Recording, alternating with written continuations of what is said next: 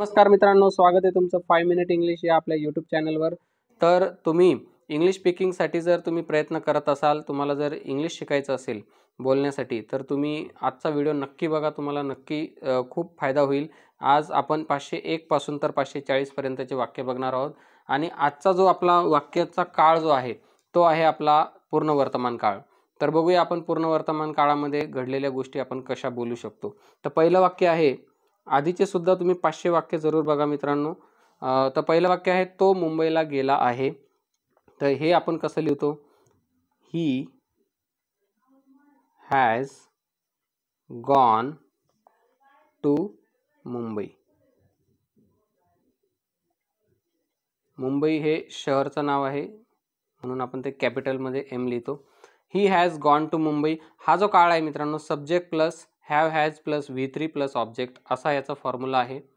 तर हे आपण लक्षात घेतलं पाहिजे। त्याच्यानंतर तो मुंबईला नाही गेला आहे। बघा मित्रांनो, तुम्ही वाक्याचा सिक्वेन्स लक्षात ठेवा। पहिला आहे स्टेटमेंट, दुसरा आहे negative statement. So he has not gone to Mumbai. He has not gone to Mumbai. पुढचं वाक्य आहे, तो मुंबईला गेला आहे का? आता हा क्वेश्चन आहे, याचं उत्तर येस किंवा नो मध्ये असेल। म्हणजे नाही गेला आहे तर नाही आणि गेला आहे तर आहे। सो तो मुंबईला गेला आहे का? तर हा प्रश्न तयार करण्यासाठी has he gone to Mumbai ह्याच ही आणि हॅज मध्ये अदलाबदल करायची आहे। हॅज पहिले घ्यायचा आहे, ही नंतर घ्यायचा आहे। So has he gone to Mumbai, तो मुंबईला गेला आहे का? Has he gone to Mumbai. तर मित्रांनो बघा, तो मुंबईला गेला आहे हे स्टेटमेंट आहे आणि इथं का म्हटलं तर तो प्रश्न तयार होतो त्याच स्टेटमेंटचा। तर प्रश्न तयार करण्यासाठी आपल्याला यांची अदलाबदल करायची। Has he gone to Mumbai, has he gone तो गेला आहे का? ही हॅज गॉन तो गेला आहे। तर असं मित्रांनो बघा, प्रश्न आणि उत्तर एकाच वाक्याचं तुम्हाला समजलं असेल। तो मुंबईला का गेला आहे? आता मित्रांनो का साठी आपल्याला व्हाय घ्यायचा आहे, कारण हा जो का आहे इथला का आता मध्ये आलेला आहे। जर का शेवटी आला असेल तर त्याचं यस किंवा नो उत्तर द्यायचं आहे आपल्याला। पण जर का मध्ये आला तर ते कारण आहे। का म्हणजे व्हाय, आणि why has he gone to Mumbai. Why has, बघा हेच वाक्य येणार आहे पूर्णपणे, पण त्याच्या आधी आपल्याला व्हाय जोडायचं आहे। Why has he gone to Mumbai, तो मुंबईला का गेला आहे? त्याचं काम असेल काहीतरी विचारायचं म्हणून गेला आहे, पण आपण त्याला प्रश्न विचारतोय की तो मुंबईला का गेला आहे। Why has he gone to Mumbai आणि मग प्रश्नचिन्ह। आता पुढचं वाक्य आहे मित्रांनो, तो मुंबईला कसा गेला आहे? तो मुंबईला कसा गेला आहे? तर कसासाठी आपण विचारतो हाऊ ने। How has he gone to Mumbai, व्हायच्या जागी हाऊ म्हणायचं आहे फक्त। Has he gone to Mumbai आपल्याला पाठच करायचं आहे। आता बघा, how has he gone to Mumbai, how has he gone to Mumbai.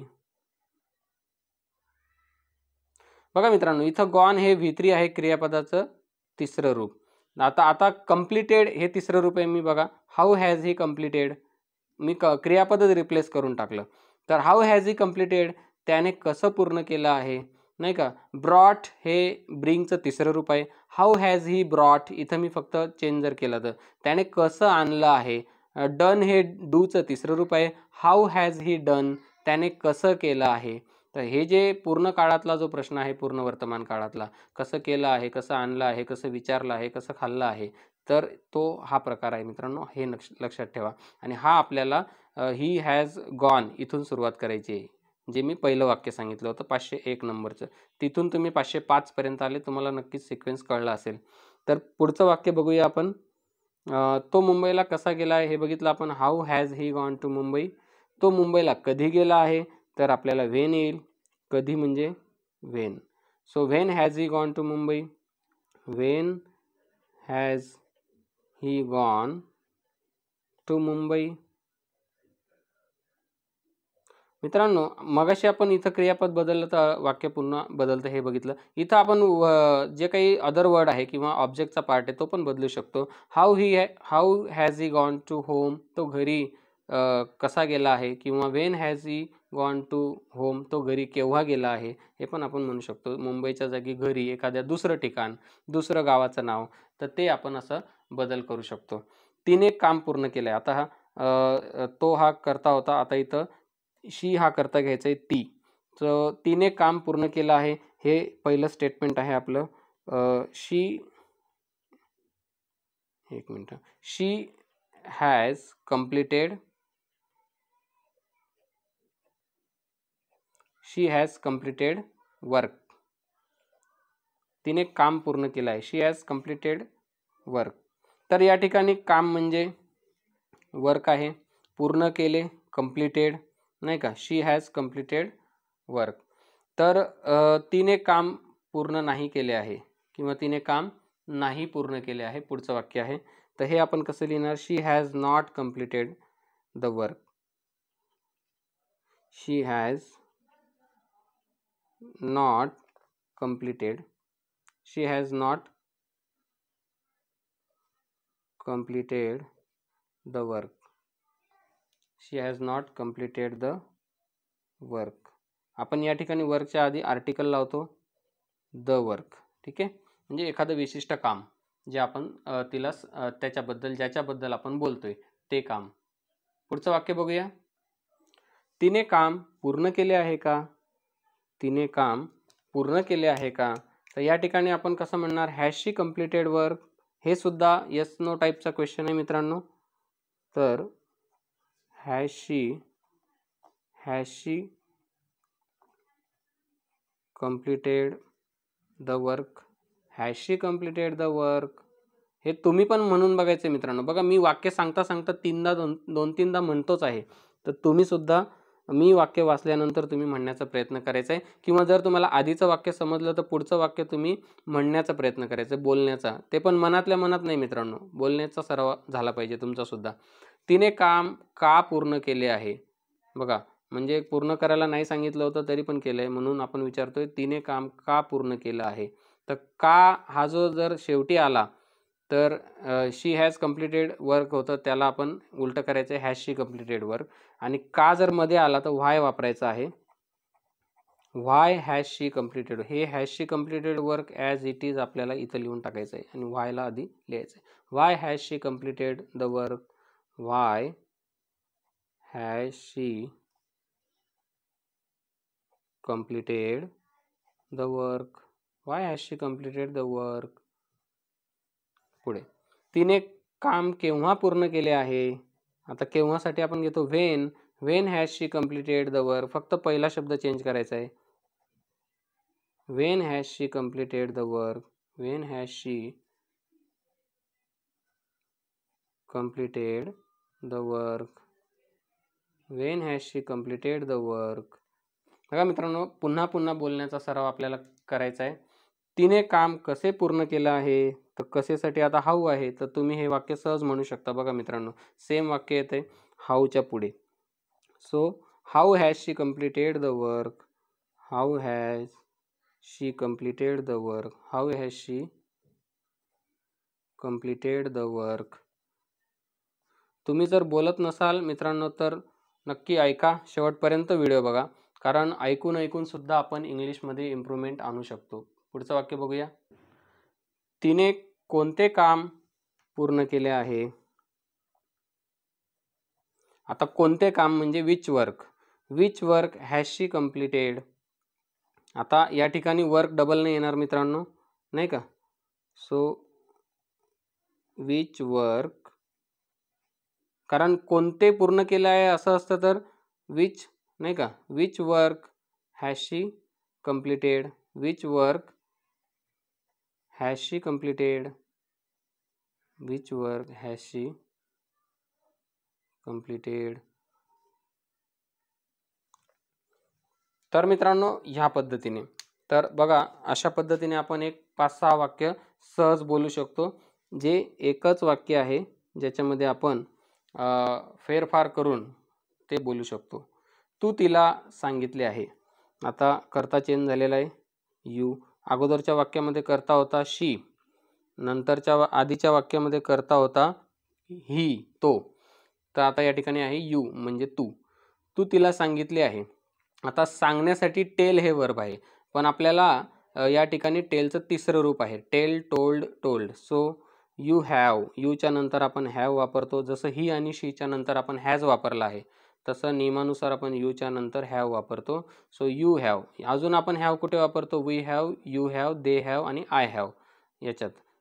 ठीक आहे. आणि अनेक वचनी करता असेल तर, जसं की boys have, girls have, people have या पद्धतीने. सो यू हॅव, तू तिला सांगितले आहे. So you have told, you have told तिला हर, यू हॅव टोल्ड हर. हर म्हणजे तिला, यू हॅव टोल्ड हर. हर म्हणजे तिला, हिज म्हणजे त्याचे, हिम म्हणजे त्याला, नाही का, देम म्हणजे त्यांना. हे आपल्याला माहिती असायला पाहिजे मित्रांनो. तू तिला नाही सांगितले आहे. You have not told her, you have not told her, you have not told her, you have not told her. तू तिला सांगितले आहे का? आता हॅव यू टोल्ड हर हेच वाक्य होणार बघा, पहिलं वाक्य. Have you told her, have you told हर. पुढचं वाक्य बघूया. तू तिला का सांगितले आहे? आता मगाचचं वाक्य जे होतं हॅव यू टोल्ड हर, तर why have you told her असं होईल. Why have you told her, why have you told her. तू तिला काय सांगितले आहे? काय साठी what, what have you told her, what have you told her. तू तिला केव्हा सांगितले आहे? When have you told her, when have you told, when have you told her. तू तिला कसे सांगितले आहे? How have you told her, how कसे म्हणजे how, how have you, how have you told हर प्रश्नचिन्ह. त्याच्यानंतर पुढचं वाक्य. तू तिला कोणते सांगितले आहे? तर कोणता, कोणती, कोणते असेल तर विच वापरायचं आहे. Which have you told her, which have you told her, which have you told हर. जसं की तू तिला कोणते नाव सांगितले आहे? विच नेम, नाही का, which name have you told her. तू तिला कोणते गाव सांगितले आहे? विच टाउन किंवा which village have you told her, नाही का. पुढचं वाक्य आहे. तू तिला कोणाचे सांगितले आहे? कोणाचे म्हणजे whose. So whose have you told her, whose have you told her, whose have you told her. तू तिला कोणाचे पुस्तक सांगितले आहे? So whose book have you told her, नाही का. तर ह्या पद्धतीने. तू तिला कोणाचे नाव सांगितले आहे? Whose name have you told her. बघा मित्रांनो, हे वाक्य आहे ना, हे आपण सर्रास बोलत असतो, पण हे वाक्य इतके सोपे आहेत. आपल्याला सिक्वेन्स कुठून समजलं आहे की यू हॅव टोल्ड हर, तू तिला सांगितले आहे. तिथून आपण मग कधी सांगितलंय, कोणाचं सांगितलं, काय सांगितलं, कसं सांगितलं, केव्हा सांगितलं, हे आपण असं फिरू शकतो. पण आपल्याला आलं पाहिजे की यू हॅव टोल्ड हर. मग हे साध्या वर्तमान काळातलं वाक्य नाही आहे, तर पूर्ण वर्तमान काळातलं, हे पण आपल्याला माहीत असायला पाहिजे, नाही का. यू हॅव टोल्ड म्हणजे subject plus have has plus V3 plus object, हा फॉर्म्युला आपल्याला माहीत असायला पाहिजे. सो तू तिला कोणाचं नाव सांगितलं आहे? बघा, हुज नेम, कोणाचं नाव, तर हुज नेम, नाही का. तर या ठिकाणी आपल्याला हुज नेमने सुरुवात करायची आहे. Whose name have you told her, whose name, whose name have you told her. बघा मित्रांनो, इंग्लिश खूप सोपं आहे जर आपण समजून घेतलं तर. त्याच्या आधी मित्रांनो आपल्याला मातृभाषा पण आपली पक्की असायला पाहिजे, तेव्हाच इंग्लिश येईल मित्रांनो. कारण एखादी मातृभाषा जर आपल्याला चांगली येत असेल तर जगातली कोणतीही भाषा आपल्याला येईल.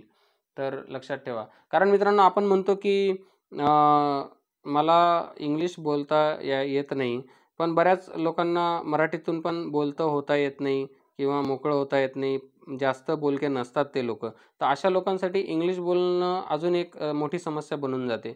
म्हणून मातृभाषेतून पण आपल्याला व्यक्त होता आलं पाहिजे, तरच जगातल्या कुठल्याही भाषेतून आपल्याला व्यक्त होता येईल. हे सर्वात महत्त्वाचा सिद्धांत आपल्याला आधी समजला पाहिजे मित्रांनो. म्हणून मराठी आधी पक्की केली पाहिजे आपण, तेव्हाच आपल्याला इंग्रजी जास्त पक्की होईल. डायरेक्ट इंग्रजी शिकायला गेलो तर जास्त अवघड होईल मित्रांनो. तर चला पुढचं वाक्य बघूया. तिने तुला सांगितले आहे, नाही का, तिने तुला सांगितले आहे. तर या ठिकाणी बघा, आता तू तिला सांगितले आहे असं वाक्य होतं, आता उलट आहे तिने तुला सांगितलं आहे, नाही का. मग आता तिने सांगितले, सांगणारी ती आहे, म्हणून वाक्याचा कर्ता होणार शी आणि इथं हॅज येणार. She has told you, told you. मगाशी यू हॅव टोल्ड हर असं होतं, नाही का. यू हॅव टोल्ड हर, तू तिला सांगितले आहे. आता तिने तुला सांगितले आहे, शी हॅज टोल्ड यू. बघा या ठिकाणी हर होतं, आता यू झालेलं आहे. इथं यू होतं, इकडे हर होतं. बघा मित्रांनो, हे पण फरक आहे. म्हणजे कोणी कोणाला सांगितले त्याची अदलाबदल केली. मगाशी वाक्यात तू तिला सांगितलंय असं वाक्य होतं, आता तिने तुला सांगितले. जरी तिने असलं तरी या ठिकाणी शीच येणार आहे, नाही का. तर ह्या पद्धतीने मित्रांनो हे पण आपल्याला लक्षात घ्यायचं आहे. चला बघूया पुढचं. हेच वाक्य आपण आता पुढे 5-6 प्रकारामध्ये कंटिन्यू करणार आहे. So she has told you. पुढचं वाक्य बघूया. तिने तुला नाही सांगितले आहे, तिने तुला नाही सांगितले आहे. सो हे आपण कसं बोलणार मित्रांनो, she has not told you, she has not told you. बघा मित्रांनो, वाक्य जरी वेगळं असेल तरी आपल्याला सिक्वेन्स तोच ठेवायचा जो आपण आधीपासून ठेवत आलेलो आहोत. तिने तुला सांगितले आहे का, हॅज शी टोल्ड यू. बघा, हॅज शी टोल्ड यू. तिने तुला नाही सांगितले आहे का, असा पण प्रश्न होऊ शकतो. तिने तुला सांगितले आहे का आणि तिने तुला नाही सांगितले आहे का. सो हॅझंट शी टोल्ड यू म्हणजेच has not she told you, यालाच हॅझंट म्हणतात मित्रांनो. हॅज नॉटला शॉर्टमध्ये हॅझंट पण म्हणू शकतो आपण. पुढे, तिने तुला का सांगितले आहे, why has she told you. तिने मला सांगायला पाहिजे होतं, पण तुला का सांगितलं आहे, म्हणून आपण इथं वाय घेणार. बघा, का जर मध्ये आला तर वाक्य व्हायने सुरुवात करायची. का जर शेवटी आला तर ह्याच दोघांची आदला बदल करायची. हॅज शी टोल्ड यू, ठीक आहे. Y has she told you, Y has she told you, Y has she told you. तिने तुला काय सांगितलं आहे, what has she told you, what has she told you, what has she told you. तर मित्रांनो बघा, या ठिकाणी व्हाय आहे, व्हॉट आहे आणि हॅज शी टोल्ड यू जे आहे हे कंटिन्यू येणार आहे. बघा, आता कंटिन्यू वाक्यामध्ये येणार आहे. तुम्ही अजून वाक्य बघू शकता पुढचे. आणि जर तुम्हाला हे समजत असेल तर मित्रांनो नक्की चॅनलला सबस्क्राईब करा आणि लाईकसुद्धा करा व्हिडिओला. तिने तुला कधी सांगितले आहे, कधीसाठी व्हेन घेतो आपण. व्हेन याच्याऐवजी व्हेन घ्यायचं व्हॉटच्या ऐवजी. So when has she told you, when has she told you, when has she told you. तिने तुला कोणते सांगितले आहे, कोणते सांगितले आहे, नाही का. Which has she told you, which has she told you, which has she told you, नाही का. Which has she told you. तिने तुला कोणाचे सांगितले आहे, आता कोणाच्यासाठी whose, whose has she told you, whose has she told you. तिने तुला कोणाचे नाव सांगितले आहे. बघा, आता इथं हुज नेम येणार, हुजच्या नंतर नेम. बघा, एक एक शब्द वाढत जातो मित्रांनो, पण तो कसा वाढत गेला हे आपल्याला समजून घेणं फार महत्त्वाचं आहे. So whose name has she told you? Whose name has she told you? Whose name has she told you? Whose name has she told you? पुढचं वाक्य बघूया. तर मित्रांनो, हे जे वाक्य आहेत हे तुम्ही पुन्हा पुन्हा म्हटले पाहिजेत. त्याच वेळेला तुमचा सराव होईल आणि मग तुम्हाला आणखीन वाक्य बोलण्याचा जो कॉन्फिडन्स आहे तो होईल. आता एक अजून सिंपल वाक्य घेतले आणि हेच वाक्य आपण 8 प्रकारामध्ये घेतोय बघा. 33 ते 40, 533 ते 540 पर्यंत नक्की बघा. तो आला आहे बघा, एकदम सिंपल वाक्य आहे. तो साठी आपण घेतो ही आणि आहे साठी आपण घेतलंय ही हॅज कम. इथं आपण हॅज नंतर V3 घेत असतो. कमचं V3 कमच येतं. कम, केम, कम्स अँड कमिंग असे आपण क्रियापदाचे विविध रूप प्रकार पाहतो. तर या ठिकाणी तिसरं रूप जे आहे V3 past participle of the verb come, तर ते कमच राहणार, लक्षात ठेवा. तो नाही आला आहे. सो ही, आता तुम्हाला सिक्वेन्स समजला असेल मी कसे वाक्य घेणार आहे, तर तुम्हाला नक्की समजेल मित्रांनो. अजून बघा, ही हॅज नॉट कम. आता मी उलट करणार आहे याला, हॅज ही कम. बघा, तो आला आहे का? Has he come, has he come, has he come, नाही का? तो का आला आहे? वाय, इथं वाय जोडायचं. आता एक शब्द आपण ॲड केला. Why has he come, why has he come. ती का आली आहे असं असतं तर वाय हॅज शी कम. तू का आला आहे? Why have you come. यूच्या आधी आपण हॅव घेतो. Why have you come. तुम्ही का आले आहेत सगळे? So why have you all come, नाही का? ह्या पद्धतीने. तो केव्हा आला आहे? केव्हासाठी व्हेन घ्यायचा असतो. तो केव्हा आला आहे? So when has he come. When has he come. When has he come. तो कसा आला आहे? कसा आला आहे, नाही का? ट्रेनने आला आहे की बसने आला आहे? तो कसा आला आहे, किंवा चालत आला आहे, पण कसा तरी आला आहे. So how has he come.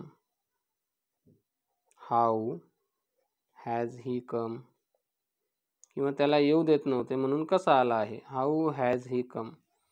तो कुठे आला आहे, नाही का? Where has he come.